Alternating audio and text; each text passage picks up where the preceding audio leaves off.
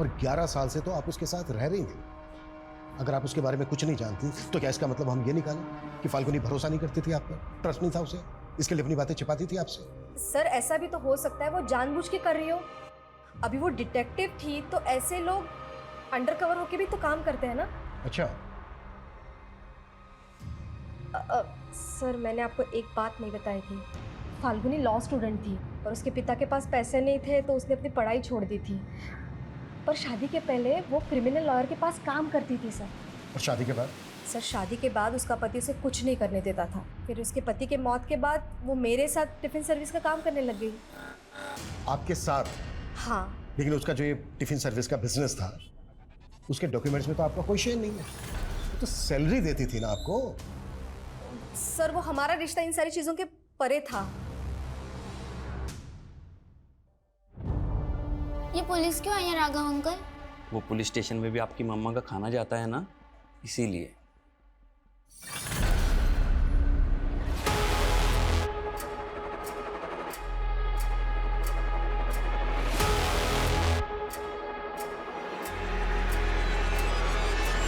मुझे पता चला है कि सरजू के एक्सीडेंट में जिस गाड़ी का इस्तेमाल हुआ था वैसे ही गाड़ी का इस्तेमाल और एक एक्सीडेंट में किया गया।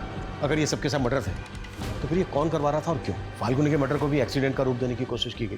क्या फाल्गुनी कुछ ऐसा इन्वेस्टिगेट कर रही थी जिसके पीछे गहरे राज छिपे थे? सर भले ही दुर्गेश की बीवी और सब लोग ये मानते हैं कि दुर्गेश की मौत एक्सीडेंट से हुई थी, लेकिन सर दुर्गेश तो कैंसर पेशेंट था, वो तो चल भी नहीं सकता था। व्हाट? ये बहुत बड़ा गेम है शर्मा, इसकी जड़ें ना काफी गहरी है।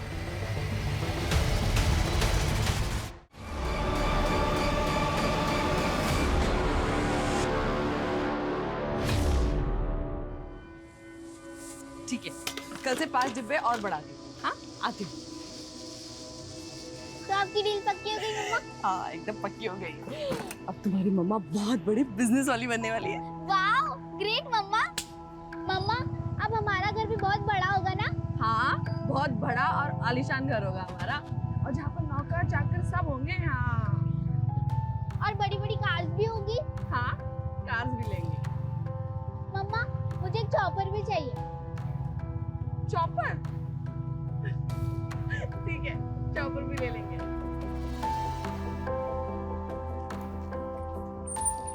अरे नानी मम्मा मुझे चॉपर दिलवाएगी। जी कितनी बार बोला है मुझे नानी मत बोला कर, ऐसे सबके सामने तो नहीं। अरे मैम आप क्यों ले आई? मुझे बता देती ना, मैं ले आता खाली टिफिन। अरे तू कहीं और गया था ना डिलीवरी के लिए, इसलिए मैं ले आई। खाली टिफिन आने में लेट हो जाता है तो डिलीवरी भी लेट हो जाती है। अच्छा राघव चलो शाम की तैयारी करो टिफिन। हाँ फाल्गुनी तुम्हारी कामयाबी की चाबी बन सकता हूँ मैं। तो मेरे प्रपोजल के बारे में क्या सोचा? अरे संजीव तुम बाहर क्या कर रहे हो? अंदर आओ। रूही बेटा तुम अंदर जाके चेंज कर। 1 साल पहले तुमने बिजनेस के लिए मुझसे 3 लाख रुपए उधार लिए और उसको बढ़ाने के लिए 5 लाख रुपए और ले लिए। अरे मामूली से टिफिन सर्विस के बिजनेस में 8 लाख रुपए खपा दिए। तुम मुझे मेरा काम समझाने आए हो? तुम मेरा पैसा तो लौटा नहीं पा रही हो। टू बी फ्रैंक, तुम्हें बिजनेस करना नहीं आता। एक काम करो, तुम मेरी लाइफ पार्टनर बन जाओ। तुम्हें बिजनेस करना भी सिखा दूंगा और तुम्हारा कर्जा भी माफ हो जाएगा। अपनी हाथ में रहो संजीव। मधु क्या है ये? तुमने तो कहा था तुम इसे शादी के लिए मना लोगी। मैं बात करती हूँ ना इससे। मासी ना मेरी जिंदगी का फैसला कर सकती है, ना ही मेरे बिजनेस में कोई फैसला ले सकती है। देखा मधु, इसने तुम्हें तुम्हारी औकात दिखा दी। ये तुम्हें अपनी बॉसी नहीं काम वाली समझती है। संजीव तुम मासी को भड़काने की कोशिश मत करो। बहुत अकड़ है ना तुझमें। चल अभी क्या, अभी मेरा पैसा निकाल, नहीं तब मैं तुझे अपना असली रूप दिखाता हूँ। मुझे हरास करने की कोशिश मत करना संजीव। तुम्हें तुम्हारा पैसा मिल जाएगा, वो भी पूरे ब्याज के साथ। ब्याज तो मैं वसूल करूंगा, इस थप्पड़ का भी।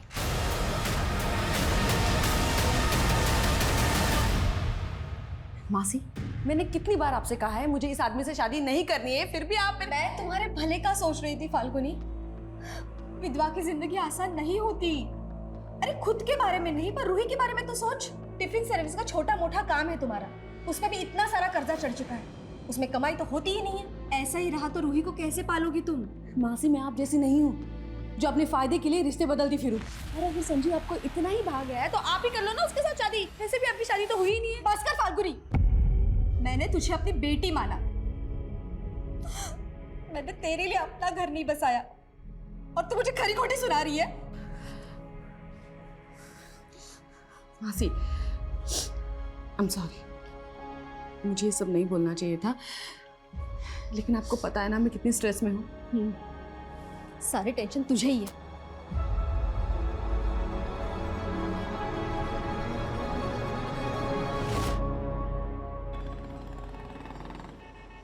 मम्मा मुझे बड़ा घर नहीं चाहिए, ना कार्स ना चॉपर, आप टेंशन मत लो। तू है तो मुझे क्या टेंशन है? और सपने देखना बुरी बात नहीं है बेटा। माना कि आज हमारे पास कुछ भी नहीं है, लेकिन हम मिलके अपना कल तो संवार सकते हैं ना। I know mamma, you are the best.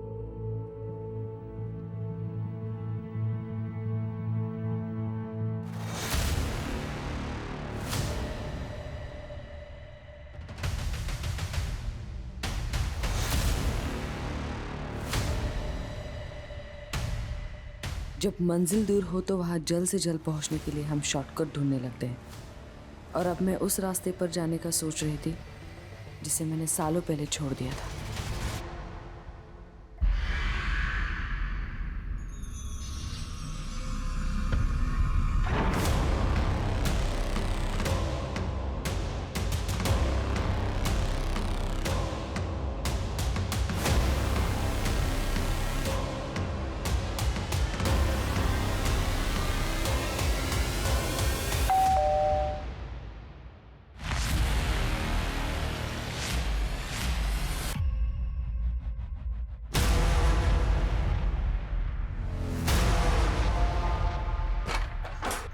पकड़ रहे उसको। अपना रास्ता बदल के मैं अपनी किस्मत बदल लूंगी, लेकिन मुझे नहीं मालूम था मुझे इसकी इतनी भारी कीमत चुकानी पड़ेगी। ये लो तुम्हारे पूरे पैसे, वो भी ब्याज के साथ। 4 महीने में इतना पैसा कमा लिया? तुमसे मतलब? अरे तुम अभी तक मुझसे नाराज हो? एक्चुअली उस दिन मैंने तुम्हें शादी के लिए प्रपोज करके गलती की। अगर मैं तुम्हें सिर्फ सोने के लिए कहता ना तो तुम मान जाती। ये पैसा भी इसी तरह कमाया ना, सो के। तेरी नीयत चाहे जैसे भी हो, लेकिन मेरे बुरे वक्त में तू काम आया ना, इसलिए मैंने सिर्फ थप्पड़ मारा है तुझे, वरना मैं तेरे साथ क्या क्या कर सकती हूँ ना ये जानता नहीं है। मुझे अपनी बेटी के लिए जीना है।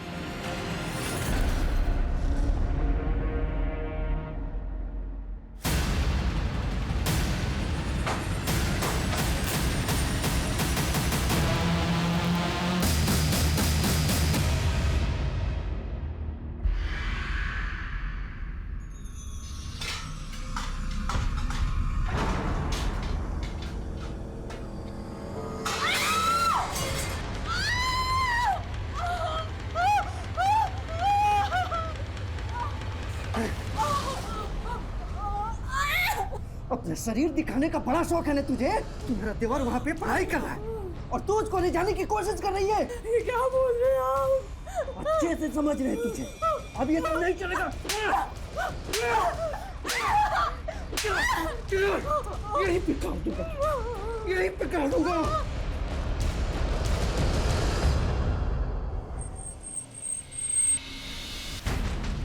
सर, शामली रोड पे एक्सीडेंट हुआ था, लेडी की ऑन स्पॉट डेथ हो गई। पहचान पता चली कौन?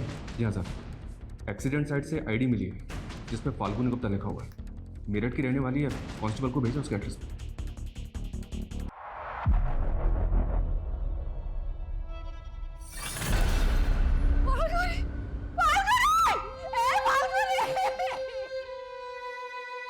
नानी कहाँ गई राघव अंकल? बेटा वो आ जाएंगी। और मम्मी वो कहाँ है? मधु जी, मैं समझ सकता हूँ इस वक्त आपके लिए जवाब देना कितना मुश्किल है, पर कुछ बातें हैं जो हमारे लिए जानना बहुत जरूरी है। फाल्गुनी का एक्सीडेंट शामली रोड पर। फाल्गुनी शामली में कहाँ जा रही थी? शामली? सर वो तो 2 दिन से शहर के बाहर गई थी। शहर से बाहर कहाँ? सर वो मुझे नहीं पता, पर अपना टिफिन का काम दूसरे शहर में भी फैलाना चाहती थी। मधु जी, जिस जगह पर फाल्गुनी का एक्सीडेंट हुआ वो जगह आपके घर से कोई 60-70 किलोमीटर की ही दूरी पर है, और आप कह रही हैं कि फाल्गुनी 2 दिन से शहर से बाहर थी। सर ऐसा भी तो हो सकता है वो घर लौट रही हो और रास्ते में उसके साथ।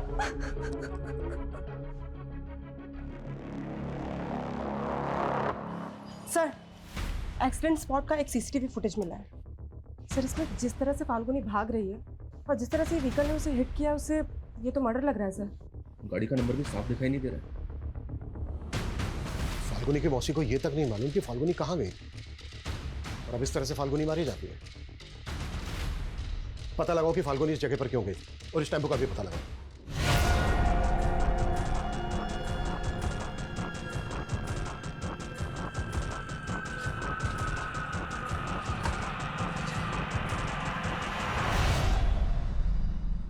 बहुत पढ़ाई कर रहे हो मेरे पीछे से। चलो आज तुम्हारा इम्तिहान लेते हैं। आजा। पानी।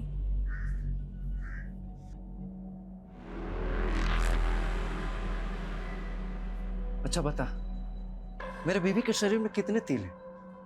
बस कीजिए आप, शक की भी सीमा होती है। अच्छा, मतलब इसको मारो तो तुमको दर्द होता है? इतने नजदीक आ गए हो तुम दोनों। हिम्मत है? हैं? इधर आ। हिम्मत है तो मेरे पीछे से छुप छुप के जो करते हो मेरे सामने करके दिखाओ। चलो चलो। ये क्या बोल रहे हैं आप? क्या बोल रहा हूँ? ठान के आया हूँ। हमको धोखा दोगे तो यहीं पे जान से मार दूंगा। फाल्गुनी की मौसी ने तेरी गंदी नीयत के बारे में सब कुछ बता दिया है हमें। सर, उसके मौसी ने खुद मुझसे कहा था कि वो फाल्गुनी की शादी मुझसे करवाना चाहती है। देख, अगर हमें बाद में पता चला ना कि इसमें तेरा तनिक भी हाथ है तो बिल्कुल हाथ नहीं है सर। अगर वो गलत रास्ते से पैसा कमाएगी तो ऐसी हालत तो होनी ही। कहना क्या चाहता है तू? सब बोल। सर, 4 महीने पहले तक फाल्गुनी के पास अपनी बेटी की फीस भरने तक के पैसे नहीं हुआ करते थे और 4 महीने के अंदर उसने मेरे 8 लाख रुपए चुकता कर दिया। ये लो तुम्हारे पूरे पैसे ब्याज के साथ। मुझसे सवाल करने से पहले आप उसकी मौसी से पूछिए कि फाल्गुनी शहर में किस किस के पास जाती थी जो उस पर इतना पैसा बरसा रहे थे।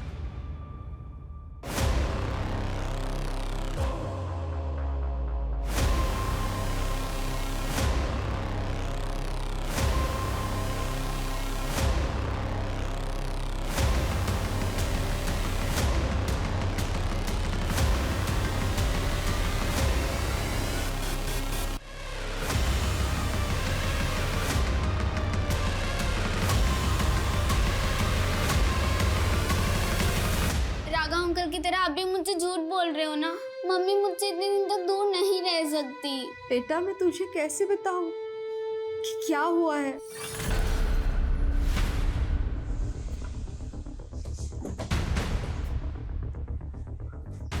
सर, संजीव तो जलता था फाल्गुनी से। आप उस पर भरोसा कैसे कर सकते हो? देखिए, अगर संजीव ने कुछ किया है तो बचेगा नहीं, लेकिन आपको भी तो नहीं मालूम कि हत्या के 2 दिन पहले से फाल्गुनी कहाँ थी। हाँ मनीष। इंक्वायरी में पता चला है कि फाल्गुनी ने शामली रोड पे एक जगह रेंट पे ले रखी थी। व्हाट? सर, फाल्गुनी ने ये जगह 2 महीने पहले रेंट पे ली थी। यहाँ के लैंडलॉर्ड का कहना है कि वो यहाँ से कोई बिजनेस कर रही थी।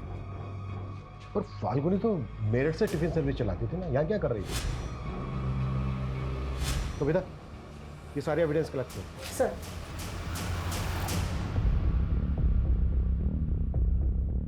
निर्भीक एजेंसी, इस नाम से एग्रीमेंट करवाया था फाल्गुनी ने। अच्छा, किस तरह का बिजनेस था? मतलब वो क्या कर रही थी, कुछ बताया था? सर, कंसल्टेंसी का बिजनेस बता रही थी। बोल रही थी कि अभी स्टैब्लिश कर रही हूँ, कुछ दिनों बाद ये जगह रिनोवेट करके ऑफिस खोल लेगी। 12 तारीख को आई थी क्या फाल्गुनी? नहीं सर, वो यहाँ कभी कभी आती थी।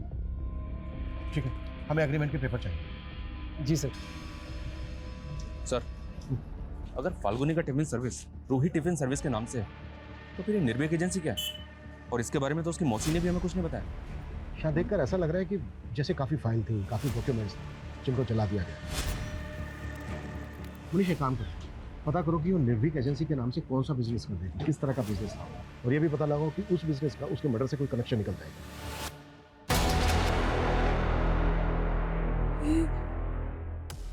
ये सही नहीं किया हमने।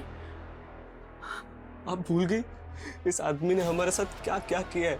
लेकिन जो भी था, ये मेरा पति है। मैं सर इतनी बुरी मौत कैसे दे रही हूँ? अब इतना मत सोचिए, इसके अलावा और कोई चारा नहीं था हमारे पास।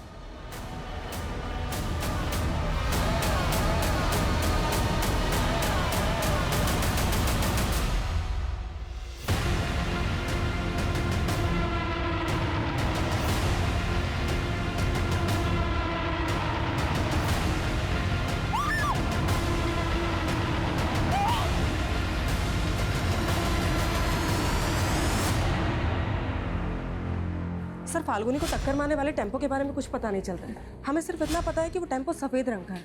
पॉसिबल है कि क्रिमिनल्स ने उसका रंग बदल दिया। तो फिर इतनी प्लानिंग की किसने होगी और किस मकसद से? सर, फाल्गुनी ने निर्भीक एजेंसी नाम से एक करंट अकाउंट भी खोला था। इस अकाउंट की डिटेल्स निकाली तो पता चला कि एक डिटेक्टिव एजेंसी है। Detective agency? यस सर, और 4 महीने पहले ही फाल्गुनी को इसका लाइसेंस मिला है। मतलब जिसे हम टिफिन सर्विस चलाने वाली एक साधारण औरत समझ रहे थे, असल में एक प्रोफेशनल डिटेक्टिव भी थी। मैंने फाल्गुनी के बैंक ट्रांजैक्शंस भी चेक किए।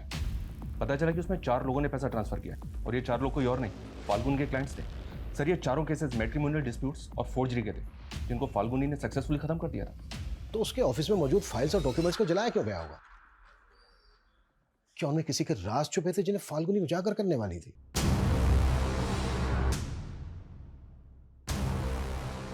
ये सब तो काफी हद तक जल चुका है sir. 1 PH 2 SKR 3 HC C is similar।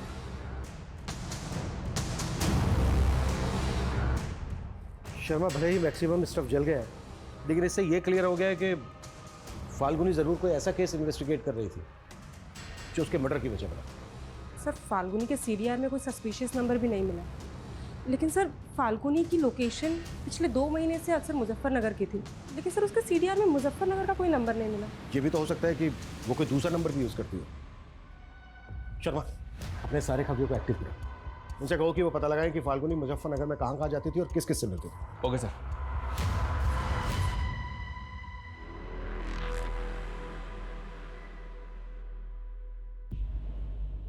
अब चादर प्रथा शुरू करते हैं। भैया यहाँ ना, पकड़ लीजिए। गिरीश, अपने दोनों हाथ इसमें डुबा के चारों कोने में छापा लगा दो।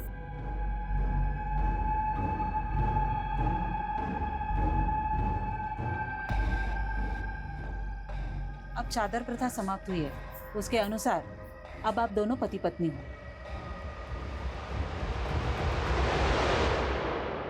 फाल्गुनी और डिटेक्टिव? ये सब बातें सुन के मैं खुद हैरान हूँ। सर, इस बारे में मुझे कुछ मालूम नहीं था। मधु जी, आप फाल्गुनी को उसके बचपन से जानती थी और 11 साल से तो आप उसके साथ रह रही थी। अगर आप उसके बारे में कुछ नहीं जानती तो क्या इसका मतलब हम ये निकालें कि फाल्गुनी भरोसा नहीं करती थी आप पर, ट्रस्ट नहीं था उसे, इसके लिए अपनी बातें छिपाती थी आपसे? सर, ऐसा भी तो हो सकता है वो जानबूझ के कर रही हो। अभी वो डिटेक्टिव थी तो ऐसे लोग अंडरकवर होके भी तो काम करते हैं ना। अच्छा। सर, मैंने आपको एक बात नहीं बताई थी। फाल्गुनी लॉ स्टूडेंट थी और उसके पिता के पास पैसे नहीं थे तो उसने अपनी पढ़ाई छोड़ दी थी। पर शादी के पहले वो क्रिमिनल लॉयर के पास काम करती थी सर। और शादी के बाद?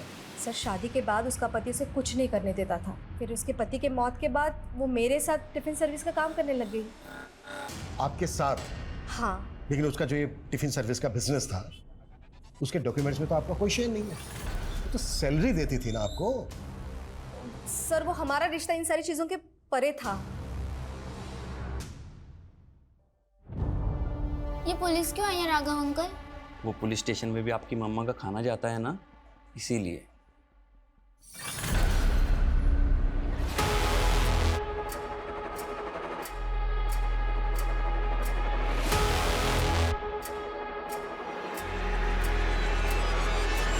फाल्गुनी इसी एनजीओ में वर्कर बन के काम करती थी। ये भी तो हो सकता है कि फाल्गुनी एनजीओ वर्कर बनकर यहाँ इन्वेस्टिगेट करने आती है। फिलहाल तो सिर्फ इतना पता चला है कि फाल्गुनी आसपास के कई गांव में जाकर ग्रामीण औरतों को वुमेन हेल्थ एंड हाइजीन पर ट्रेनिंग दे रही थी। पॉसिबल है आसपास के गांवों में जाकर वो इन्फॉर्मेशन इकट्ठा करती है। May be sir. इंक्वायरी में एक बात और पता चली है, ये फाल्गुनी आजकल कड़िया गांव ज़्यादा जा रही थी। कड़िया गांव?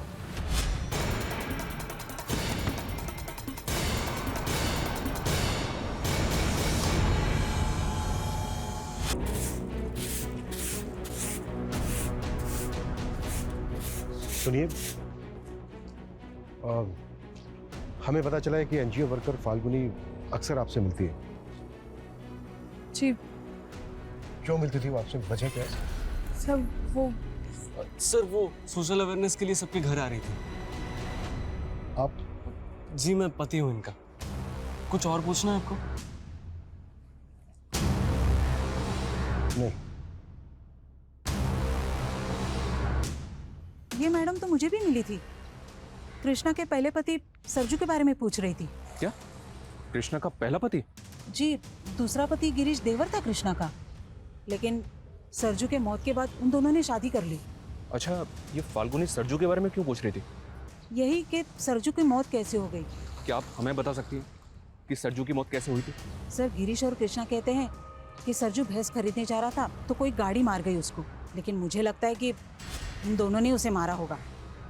आपको ऐसा क्यों लगता है? सरजू को शक था कि इन दोनों का चक्कर चल रहा है। हमको धोखा दोगे तो यहीं पे जान से मार दूंगा। और एक बात, सरजू के मौत के 2 महीने पहले से वो काफी बीमार चल रहा था, खाट से उठा तक नहीं जा रहा था उसे। ऐसे में वो खुद पैदल चल के हाईवे तक कैसे जाएगा? मुझे लग रहा है सर, फाल्गुनी या सरजू की मौत का राज पता करने ही आई होगी। फाल्गुनी एक प्राइवेट डिटेक्टिव थी। इस तरह के लोग तभी इन्वेस्टिगेट करते हैं जब उन्हें कोई हायर करे। इस छोटे से गांव में कौन ऐसा होगा जिसने फाल्गुनी को हायर किया हो? हमें ना लोकल पुलिस से कंफर्म करना चाहिए कि सरजू का एक्सीडेंटल केस में कोई फाउल प्ले था क्या, और क्या वाकई में यह ऐसे राज दफन है जो फाल्गुनी की हत्या का कारण बने।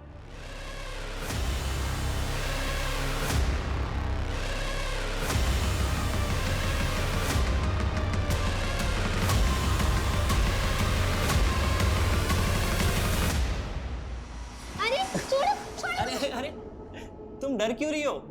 ये डॉल तुम्हारी मम्मी ने दी है तुम्हारे लिए। मम्मी ने? हाँ, मम्मी ने ऑर्डर पहले की होगी, बस पार्सल आ जाया है। राघव, जरा इधर आना। हाँ हाँ, आ रहा हूँ।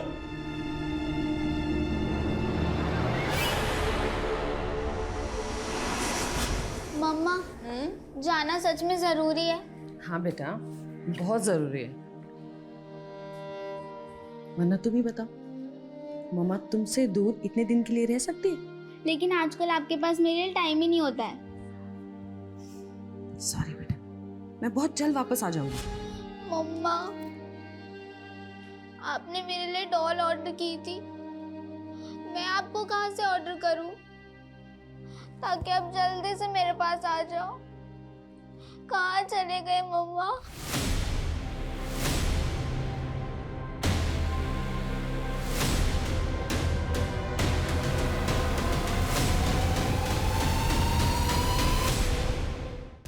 सरजू कुशवाहा एक्सीडेंट केस में हमें कुछ ऐसा नज़र नहीं आया जिससे कि लगे कि उसका मर्डर हुआ था, और सरजू के पोस्टमार्टम रिपोर्ट से भी ये क्लियर था कि उसका एक्सीडेंट ही हुआ था।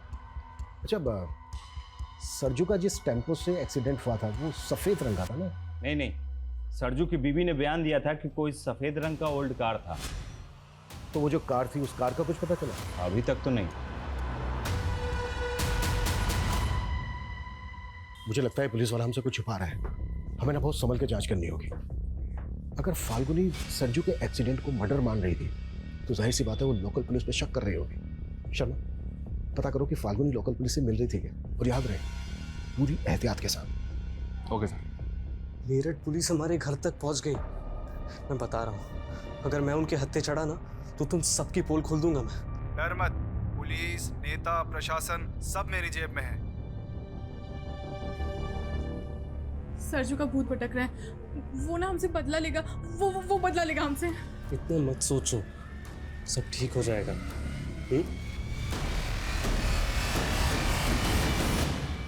सर, हमने फाल्गुनी की सीडीआर में मौजूद एक नंबर को इन्वेस्टिगेट किया, लेकिन हमें अब तक कोई ऐसा नहीं मिला जिसने फाल्गुनी की डिटेक्टिव एजेंसी को सरजू या फिर मुजफ्फरनगर का कोई भी केस दिया हो। लेकिन सर, चली हुई फाइल से एक अधचला पेपर मिला है। सर, इसे देख के ऐसा लगता है जैसे ये किसी पीएम रिपोर्ट का हिस्सा है, लेकिन सर समझ में ये नहीं आ रहा है कि ये किसकी पीएम रिपोर्ट का हिस्सा है। सरजू की बॉडी का भी पोस्टमार्टम हुआ था ना? जी हाँ सर, पोस्टमार्टम तो हुआ था, लेकिन इन्वेस्टिगेटिंग ऑफिसर सुखबीर ने बताया था कि उसकी रिपोर्ट से क्लियर था कि उसका एक्सीडेंट हुआ था। शर्मा, पोस्टमार्टम रिपोर्ट मैनिपुलेट भी तो की जा सकती है। सरजू की बॉडी का जिस डॉक्टर ने पोस्टमार्टम किया था, एक बार उस डॉक्टर से मिलता है। क्या हुआ? मम्मी की याद आ रही है? अरे डोंट वरी, मैं हूं ना, मैं भी मम्मा की तरह ही प्यार करूंगा। स्कूल हो या आस पड़ोस, कोई अगर तुम्हें टच करे ना तो इस बात की समझ होनी चाहिए तुम्हें कि गुड टच और बैड टच क्या होता है। क्या होता है मम्मा ये गुड टच बैड टच? मैं समझाती। पहले तो मैं तुम्हें बताती हूँ कि बैड टच क्या होता है। छोड़ो छोड़ो छोड़ो। एक्सक्यूज मी, डॉक्टर पाल जो पोस्टमार्टम करते हैं कहाँ मिलेंगे?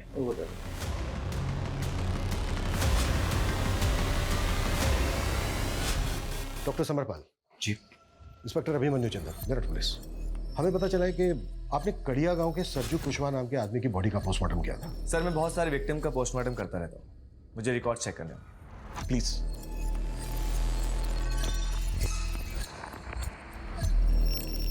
Sarju Kushwaha, right officer. Accidental case है, बॉडी में कई जगह इंजरीज थी और कुछ फ्रैक्चर्स थे, लेकिन हमें कोई फाउल प्ले नहीं लगा। कुछ दिनों पहले मेरठ में भी एक्सीडेंट हुआ था कि विक्टिम पर जानबूझकर टेम्पो चढ़ा दिया गया था।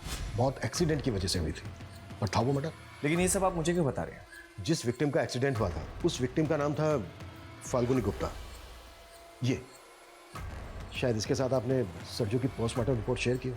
नहीं सर, मैं इस लड़की को नहीं जानता और सरजू की रिपोर्ट सिर्फ इन्वेस्टिगेशन ऑफिसर के साथ शेयर की थी। ठीक है डॉक्टर, हमें इस रिपोर्ट की एक कॉपी चाहिए होगी। मैं आपको प्रोवाइड करता हूँ। Thanks doctor. मैं तो तुम्हें चाहता था, लेकिन तुमने मेरा ध्यान फाल्गुनी की तरफ मोड़ दिया और अब उसके मर्डर का इल्जाम भी मेरी तरफ मोड़ दिया। मुझे पता है ना तू कितना बड़ा कमीना है। वो तो मैं हूँ, लेकिन तुझे मैं फुल सपोर्ट करूंगा फाल्गुनी के बिजनेस को टेक ओवर करने में।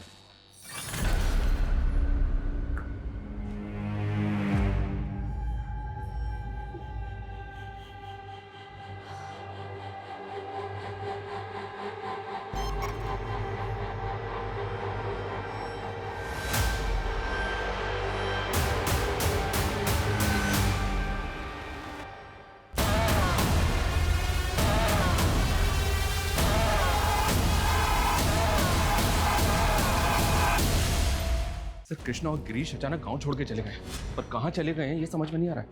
उनका गायब होना यही इंडिकेट करता है कि सरजू का एक्सीडेंट नहीं बल्कि मर्डर हुआ था। और सर अब तक ये भी पता नहीं चल पा रहा है कि फाल्गुनी को ये केस इन्वेस्टिगेट करने के लिए किसने दिया होगा। सब पता चलेगा मनीष। देखो ये तो क्लियर होता जा रहा है कि फाल्गुनी की हत्या का सरजू के केस से कनेक्शन। एक काम करो, गिरीश और कृष्णा का लुकआउट नोटिस जारी करवाओ। ढूंढो तो। Okay sir.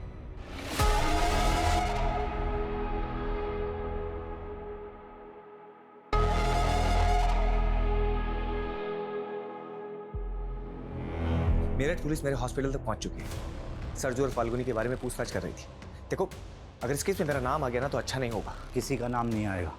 थोड़े दिनों में मेरठ पुलिस झक मार के निकल जाएगी, और अगर ना भी निकली तो उसे भी खरीद लेंगे। वो पुलिस वाला बिकाऊ नहीं लग रहा था, या तो उसका भी ट्रांसफर करवा दो या फिर उसे भी ठिकाने लगवा दो। सर मुझे पता चला है कि सरजू के एक्सीडेंट में जिस गाड़ी का इस्तेमाल हुआ था वैसी ही गाड़ी का इस्तेमाल और एक एक्सीडेंट में किया गया था। व्हाट?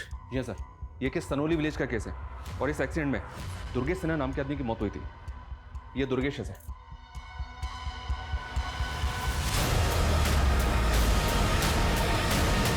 और इस केस में भी गाड़ी का कुछ पता नहीं चला। आखिर इस मिस्टीरियस व्हीकल की मिस्ट्री क्या है?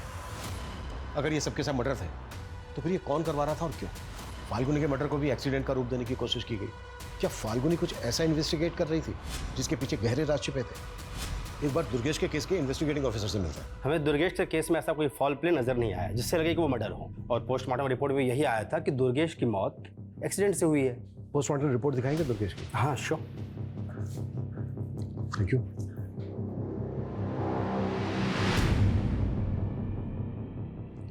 ये दुर्गेश की बॉडी का पोस्टमार्टम डॉक्टर समर ने किया था ना? जी सर, ये दोनों पोस्टमार्टम रिपोर्ट्स तो एक दूसरे की कार्बन कॉपी है। दोनों रिपोर्ट्स में मौत की वजह एक ही लिखी है। अच्छा शर्मा, ये डॉक्टर समर का सी बनाने का स्टाइल नोटिस किया तुमने? बड़ी अजीब ढंग से सी बनाया है। फाल्गुनी के ऑफिस में हमें एक डायरी मिली थी, उस पर लिखा था सी इज सिमिलर। तो क्या सी सिमिलर का इंडिकेशन इन्हीं दोनों रिपोर्ट्स का है? पूरे चांसेस। शर्मा, हमें फाल्गुनी के ऑफिस में जली हुई फाइल्स के बीच एक पोस्टमार्टम रिपोर्ट की जली हुई कॉपी भी मिली, याद है? इसका मतलब फाल्गुनी के पास ये दोनों रिपोर्ट्स थे, और फाल्गुनी सरजू का ही नहीं बल्कि दुर्गेश का केस भी इन्वेस्टिगेट कर रही हो। ये डॉक्टर समर उस दिन से ही हॉस्पिटल नहीं आ रहा है जिस दिन से हम उससे मिलने गए।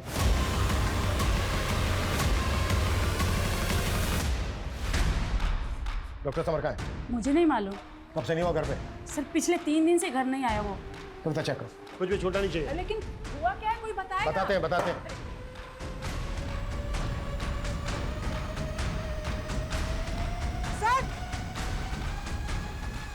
सर ये देखिए।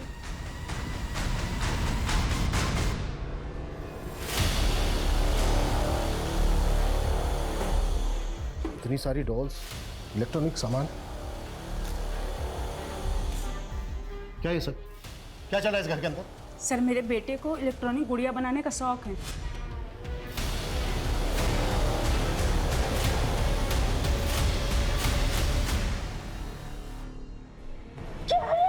अरे ये क्या कर दिया आपने? तूने मेरे रूम में कैमरा लगा दिया। अरे मम्मी एक्सपेरिमेंट कर रहा था, अपने रिमोट आई को टेस्ट कर रहा था। है कहाँ? फोन भी बंद कर रखा है उसने अपना। सर मैंने कहा ना, मुझे कुछ नहीं पता है। अपनी मर्जी का मालिक है वो।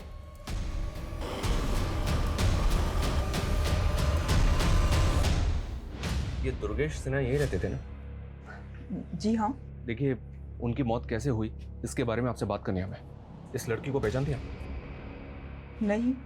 आप जरा गौर से देखिए, शायद आपको कुछ याद है। बोला ना नहीं, और मुझे आपसे बात नहीं करनी है। आप जाइए यहाँ से। देखिए, हमारा बात करना बहुत, सुनिए, देखिए हमारी बात सुनिए। अब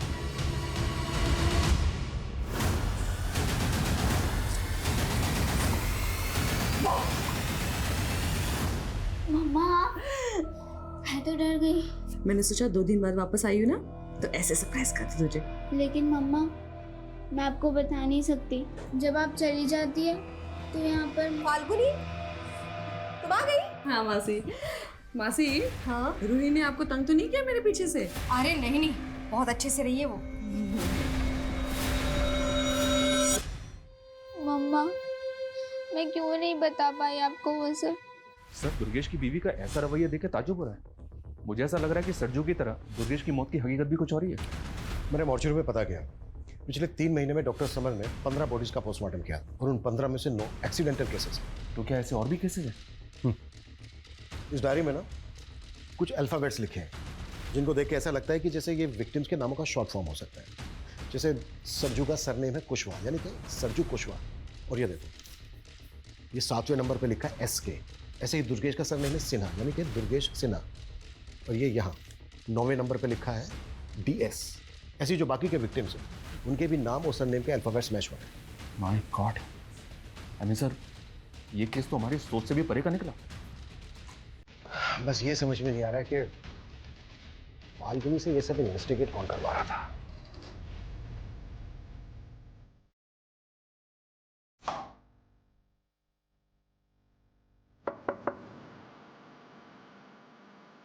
सर, ये फाइल।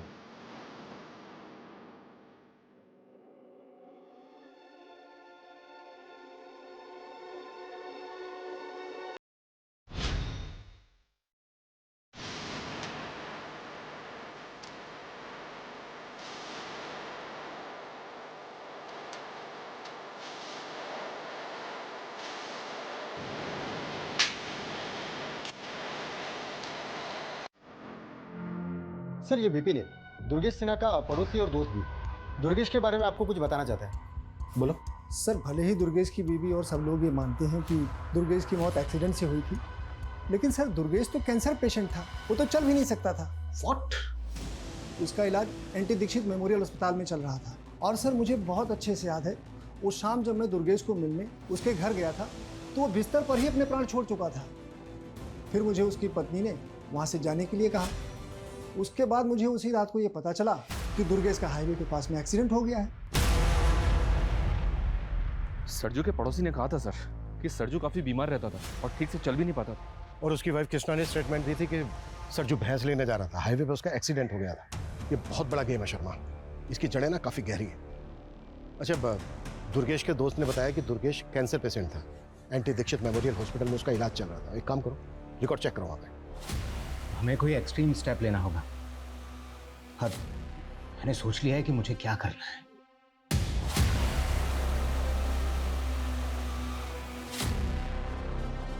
नहीं सर, दुर्गेश सिन्हा नाम के सर किसी पेशेंट का रिकॉर्ड नहीं है यहाँ पर, और ना ही सर इस नाम के किसी कैंसर पेशेंट का इलाज हुआ है इस हॉस्पिटल में।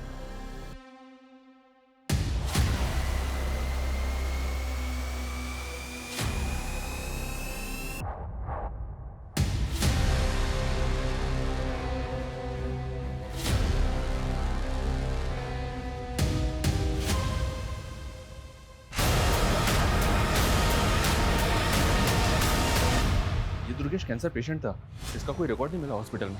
लेकिन मैंने इंक्वायरी करवाई। डॉक्टर समन ने जिन 9 और एक्सीडेंटल विक्टिम्स का पोस्टमार्टम किया था, उन सबके केसेस भी सरजू और दुर्गेश के केस की तरह सस्पिशियस थे। और ये सारे के सारे विक्टिम्स लोअर मिडिल क्लास या फिर पुअर फैमिली से बिलोंग करते थे। ये काफ़ी ताज्जुब भरा है कि ऐसे बैकग्राउंड के लोगों को क्यों और किस मकसद से मारा गया और उनके मर्डर को एक्सीडेंट का रूप दिया गया।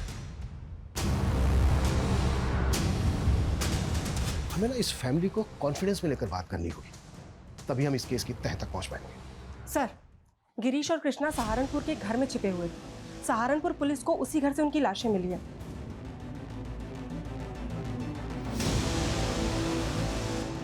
सर, क्राइम सीन से सुसाइड नोट मिला था, शायद इन दोनों ने सुसाइड किया। हमने अंजाम की परवाह नहीं की और एक करार कर लिया, मौत से करार। मौत का ऐसा करार कि अब मौत से पीछा छुड़ाना मुश्किल है। हमारा गुनाह बस इतना है कि हमने अपनी मजबूरी के साथ सौदा कर लिया। देखिए, मैं जानता हूँ आपके पति सरजू कुशवाहा को कैंसर है और उनका बचना नामुमकिन है, लेकिन आपको उनकी मौत के बाद काफ़ी पैसा मिल सकता है। किस बात का पैसा? फिर जैसे ही सरजू की मौत हो गई, देर रात में आप उसकी लाश को हाईवे पर डाल दीजिएगा, जहाँ एक गाड़ी उन्हें कुचल कर चली जाएगी। फिर आपको पैसा मिल जाएगा।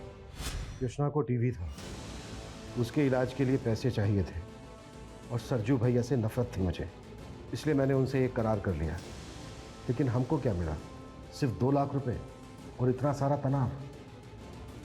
हम अपने पाप के बोझ से दब गए, इसलिए हम दोनों आत्महत्या कर रहे हैं।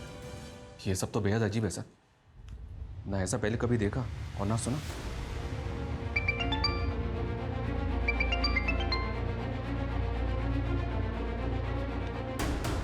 जैन साहब,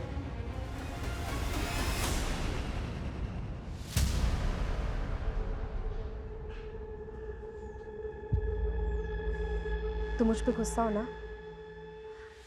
मैं जानती हूँ मैं बहुत बुरी हूँ। और राघव अंकल, वो तो और भी बुरे। उन्होंने मेरे साथ। रूही, राघव ने क्या किया तुम्हारे साथ? देखिए, टारगेट्स तो आप लोगों को अपने अपने पूरे करने ही हैं, लेकिन मैं सिर्फ ये कहना चाहता हूँ कि जब भी आप कोई नई पॉलिसी बेचें तो क्रॉस चेक कीजिएगा डॉक्यूमेंट्स पूरे। Excuse me, Manish Singh ji. SP sir ने तो आपको बता ही दिया होगा कि मैं आपसे क्यों मिलना चाहता था। जी, लेकिन हमें ताज्जुब इस बात का है कि इतने समय तक आप चुप क्यों रहे? आपको तो बहुत पहले सामने आ जाना चाहिए था। एक्चुअली हम डिलेमा में थे कि हमारा शक सही है या गलत, और उसी को पुख्ता करने के लिए हमने फाल्गुनी को मुजफ्फरनगर डिस्ट्रिक्ट में लगाया था। इसके अलावा 4 और डिस्ट्रिक्ट में हम अपने लेवल पर इन्वेस्टिगेट कर रहे थे। तो मतलब फाल्गुनी को आपने हायर किया? जी, फाल्गुनी को मैं 10 साल पहले से जानता था, जब वो एक क्रिमिनल लॉयर के यहाँ काम किया करती थी। वो लॉयर मेरे दोस्त थे, और जब मुझे पता चला कि फाल्गुनी ने डिटेक्टिव एजेंसी स्टार्ट की है तो मैंने उससे बात की। हमें ऐसे इंसान की तलाश थी जो ग्रास रूट लेवल पर जाकर इस मामले की पूरी सच्चाई सामने ला सके। मुझे क्या करना होगा सर? फाल्गुनी, मुजफ्फरनगर डिस्ट्रिक्ट में पिछले 4 महीनों में 183 पॉलिसी होल्डर्स ने एक्सीडेंटल इंश्योरेंस क्लेम किया है। ये काफ़ी स्ट्रेंज है, क्योंकि ये सारे लोग लोअर बैकग्राउंड से आते हैं, और पॉलिसी लेने के 1 महीने पहले इन लोगों ने अपने पैन कार्ड बनवाए और बैंक में अकाउंट खुलवाए। उसके पहले इनका किसी भी बैंक में कोई भी अकाउंट नहीं था, और पॉलिसी लेने के 1-1.5 महीने बाद इनका एक्सीडेंट हो गया। सर, इसमें पक्का फाउल प्ले है, वरना इतने सारे लोगों के साथ सेम हादसा कैसे हो सकता है? मुझे लगता है कि ज़रूर किसी ग्रुप ने या किसी गैंग ने इनसे ये सब करवाया होगा। फाल्गुनी एकदम सही डायरेक्शन में थी। हमें भी हिंट मिलने लगे थे कि इन सब के पीछे कोई ना कोई ऑर्गेनाइज्ड गैंग है, और इसमें काफ़ी पुलिस वाले और काफ़ी पोस्टमार्टम डॉक्टर्स शामिल हैं। लेकिन इसके पहले कि फाल्गुनी हमें कोई प्रूफ देती, उसका मर्डर हो गया, तब हम श्योर हो गए। हमारे बाकी इन्वेस्टिगेटर्स ने भी हमें इन्फॉर्मेशन दी थी। 500 से ज़्यादा केसेस हैं, 100 करोड़ से ज़्यादा इंश्योरेंस क्लेम हुआ है। व्हाट? 500 से ज़्यादा केसेस? मतलब हम ये मान सकते हैं कि 500 से ज़्यादा लोगों का मर्डर हुआ है जिसको एक्सीडेंट का रूप दिया गया? शायद, लेकिन इसके पीछे किंगपिन कौन है, किसके इशारे पर ये सब कुछ हो रहा है, वी आर स्टिल क्लूलेस। ये जितने भी सारे केसेस हैं, आप हमें इनकी डिटेल दीजिए। जी।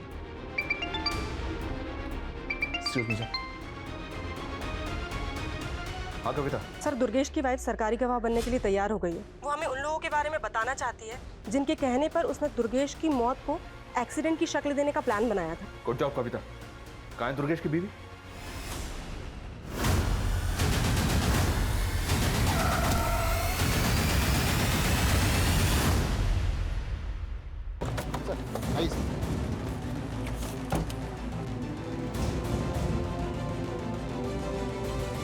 सर ये तो हमें सब कुछ बताने वाली थी और इसको भी मार दिया क्या? सर विटनेस ने बताया कि सफ़ेद रंग का टेम्पो था और टेम्पो इस डायरेक्शन में गया। आगे जो चेक पोस्ट है इन्फॉर्म किया उनको? सर हाँ ओके ठीक है, हम भी बस उसी साइड आ रहे हैं।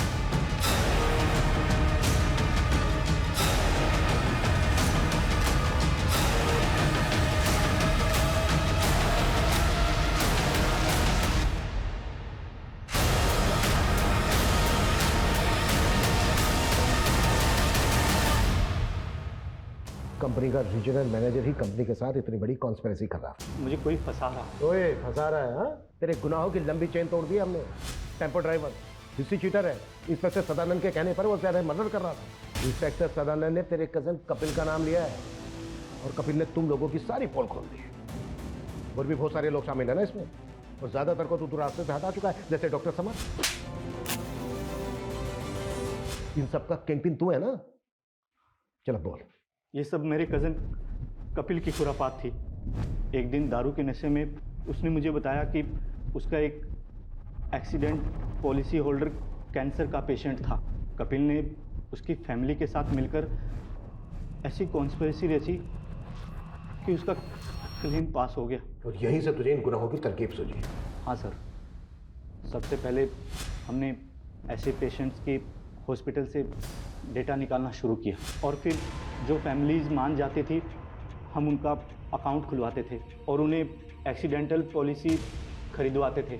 और जब उनकी मौत हो जाती थी तो उनकी फैमिली हमें बताती थी और फिर हम उनकी लाशों पर से गाड़ियाँ चढ़ाकर उन्हें एक्सीडेंट की शक्ल दे देते थे।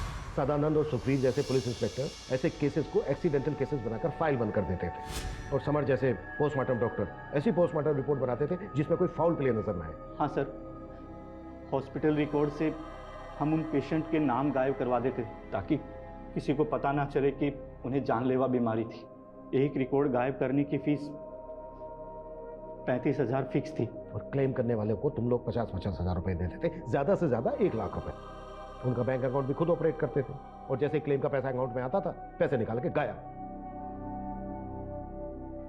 और फाल्गुनी का कसूर यह था कि उसने तुम्हारे गुनाहों की लंबी चेन का पता लगा लिया था। हाँ सर, वो जिस तरह से मनीष सर को रिपोर्ट कर रही थी वो मेरे लिए खतरा बनती जा रही थी, इसीलिए उसको ख़त्म करना ज़रूरी था और वो सबूत मिटाने भी ज़रूरी थे जो उसने मेरे खिलाफ जुटाए थे। सर ये गिरोह इतने बड़े पैमाने पर गुनाहों को इस तरह से अंजाम दे रहा था, ये सोच के भी ताज्जुब हो रहा है। आई थिंक ये इस दशक का सबसे बड़ा स्कैम होगा।